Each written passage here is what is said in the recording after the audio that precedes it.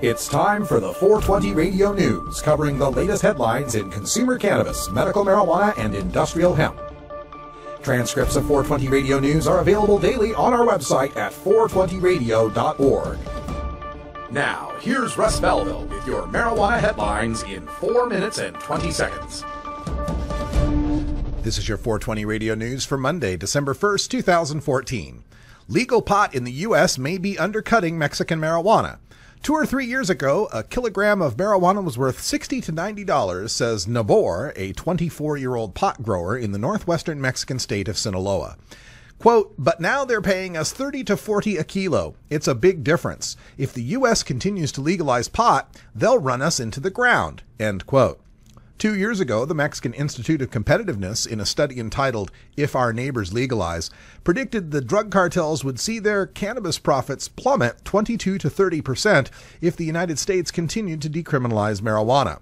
Quote, this is dangerous work to cultivate it and sell it. If the army comes, you'll have to run or they'll grab you, Nabor explains.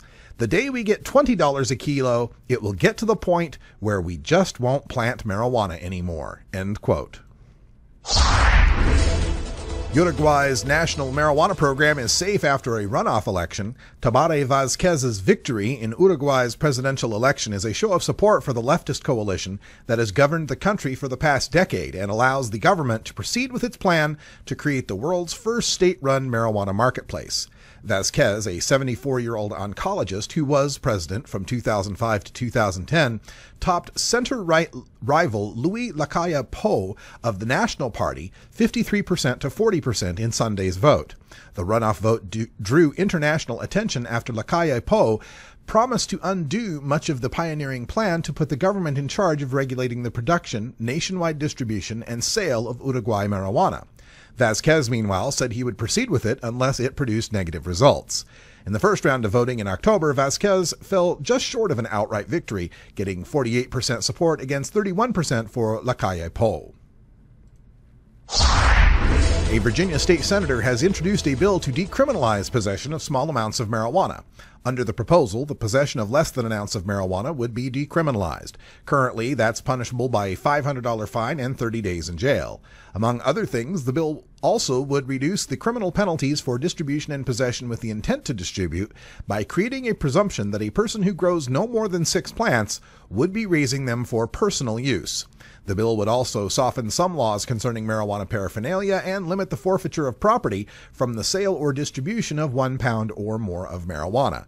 Currently, there is no minimum amount. Virginia State Police figures show that in 2013, there were more than 24,000 marijuana arrests in the state.